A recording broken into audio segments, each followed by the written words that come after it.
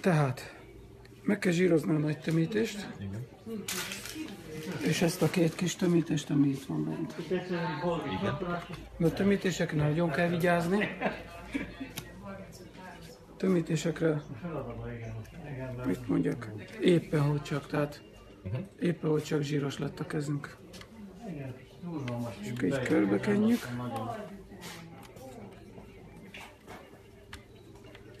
És ez a mennyiség, ez még elég arra a kettőre is.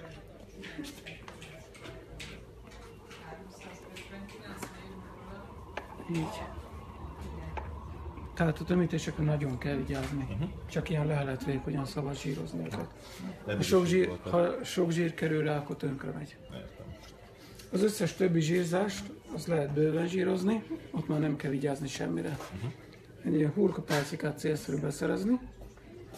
Egyik véget egy kicsit így meglapolni. Ez kb. Egy hurkapálcika méret. Veszünk zsírt. Itt kiáll ez a tengely vég. Ez ennek a dugattyúnak a túlsó tengelye. Tehát itt a zsír. Simán mellé lehet nyúlni. Így. És a tövétől a hegyéig végig kell kenni. Így. Ennek a tengernek nem szabad megszorulni semmi esetre sem. Megint veszünk zsírt.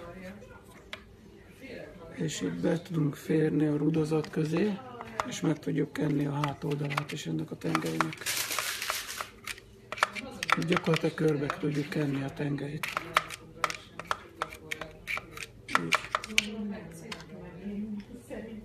Utána csúszópályákat.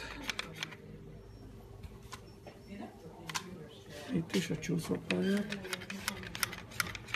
Egy ága a csúszópályának itt lefelé is megy.